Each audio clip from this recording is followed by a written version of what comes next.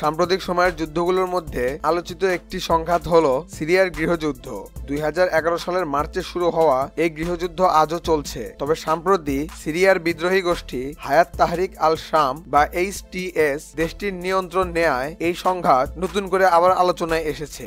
এই গৃহযুদ্ধ শুরু হবার মাত্র কিছুদিন পূর্বেই আসা আরব বসন্তের হাওয়ায় তিউনিসিয়া, লিবিয়া, ইয়েমেন এবং মিশরের তথাকথিত বা বাস্তব স্বৈরশাসকদের পতন হলেও রাশিয়ার সমর্থনে টিকে যায় সিরিয়ার আসাদ সরকার। পূর্বে সিরিয়ার শাসক হাফিজ আল আসাদের 29 বছরের শাসনকাল শেষ হলে দেশটির ক্ষমতায় আসেন তারই ছেলে বাশার আল আসাদ। বাশার আল আসাদ ক্ষমতায় থাকা অবস্থায় নিজের গদি টিকিয়ে রাখতে অনুগত সেনাবাহিনীর দ্বারা নিজ দেশেই ব্যাপক হত্যাযজ্ঞ চালিয়েছেন। বলে রাখি, সিরিয়ার গৃহযুদ্ধ এমনই এক সংঘাত যেখানে মিনিটে মিনিটে শত্রু মিত্রের সংজ্ঞা পরিবর্তন হয়েছে। এখানে মার্কিন যুক্তরাষ্ট্র, রাশিয়া, ইরান, সৌদি আরব, তুরস্ক, জর্ডান, ইসরায়েল সহ আরো বেশ কিছু দেশ নিজ নিজ স্বার্থে প্রক্সি যুদ্ধে লিপ্ত হয়েছিল। এই সকলেরই প্রক্সি বাহিনী কিংবা সামরিক বাহিনী সিরিয়ায় যুদ্ধ চালিয়ে গিয়েছে।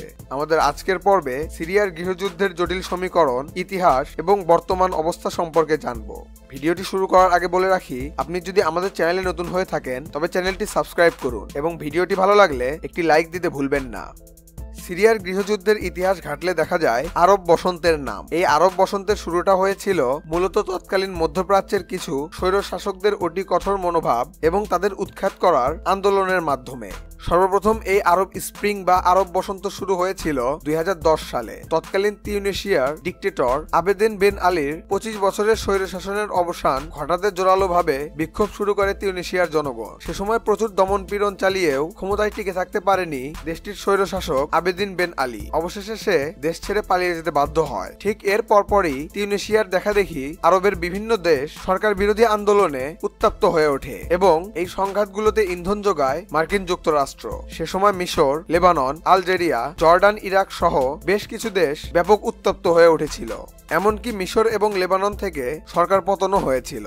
এসব কিছু দেখে সে সময় সিরিয়ার গভর্নমেন্ট ব্যাপক ভয় ছিল। আর সেই সময়ই 2011 সালে সিরিয়ার এক গ্রামে ক্লাস 7-এ পড়ুয়া একজন কিশোরকে বাড়ি থেকে উঠিয়ে নিয়ে গিয়ে ব্যাপক নির্যাতন চালায় সিরিয়ার পুলিশ। তার অপরাধ ছিল সে একটি দেওয়ালে স্প্রে প্রিন্ট দিয়ে লিখেছিল কিছু আরবি লাইন, যার অর্থ ছিল ডক্টর এবার তোমার পালা। এই কথাটি ছিল বাশার আল আসাদকে উদ্দেশ্য করে, অর্থাৎ এবার তোমার উৎখাতের পালা হে ডক্টর আসাদ। এই ঘটনা থেকে তা ব্যাপক বিক্ষোভের রূপ নেয়। আর তখনই বাশার আল আসাদ অত্যাধিক বল প্রয়োগ শুরু করে, এমনকি মাঠের সেনাবাহিনী, ট্যাঙ্ক এবং হেলিকপ্টারের মতো ভারী অস্ত্রশস্ত্র মোতায়েন করে, যার ফল এই গৃহযুদ্ধ।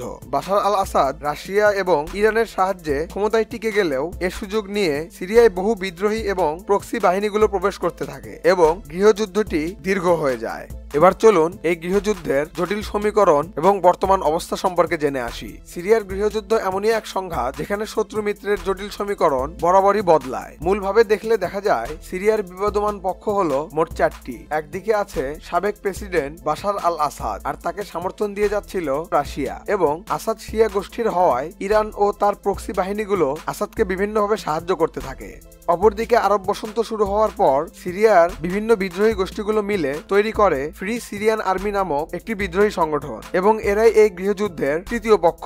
এরা যথারীতিভাবে পশ্চিমাদের সমর্থন পেয়ে যাচ্ছিল। আর চতুর্থ পক্ষ হিসেবে বিশ্বের বিভিন্ন সশস্ত্র সংগঠনগুলো নিজেদের কার্যক্রম চালাতে সিরিয়ায় ঢুকতে শুরু করে। এছাড়াও শত্রু মিত্রের ব্যাপক সমীকরণ তৈরি হয় আসাদ সরকার বিরোধী বিভিন্ন গোষ্ঠীগুলোর মধ্যে, যার মধ্যে রয়েছে ফাতাহ আল শাম বাহিনী, এবং এরাই সম্প্রতি সিরিয়ার স্বৈরশাসক খ্যাত বাশার আল আসাদকে উৎখাত করে দেশটির নিয়ন্ত্রণ নিয়েছে। 2012 সালে আল কায়দা তাদের কার্যক্রম সিরিয়ায় বাস্তবায়নের জন্য এই বাহিনীটি গঠন করেছিল, যা আল নুসরা ফ্রন্ট নামে বেশ পরিচিত। এরা আসাদ সরকারের বিরুদ্ধে যুদ্ধ করায় পশ্চিমাদের কাছে উপকারী ভাইরাসের তকমা পেয়েছিল।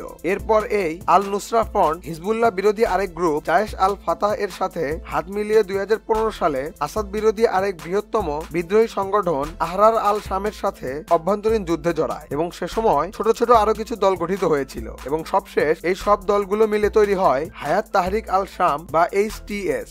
আর এই হায়াত তাহরিক আল শাম বা HTS-ই বর্তমান সিরিয়ার নিয়ন্ত্রণ নিয়েছে। তাদের নেতৃত্বে রয়েছেন মোহাম্মদ আল জুলানি, যিনি পূর্বে আল কায়দার সিরীয় শাখার নেতৃত্বে ছিলেন। বর্তমান দেখার বিষয় সিরিয়ার ভবিষ্যৎ কোন দিকে যায়। বর্তমান সিরিয়ার দখল নেওয়া হায়াত তাহরিক আল শাম বা HTS বাহিনী এবং তাদের লিডার মোহাম্মদ আল জুলানি সম্পর্কে জানতে আমাদের চ্যানেলটি সাবস্ক্রাইব করে সঙ্গেই থাকুন।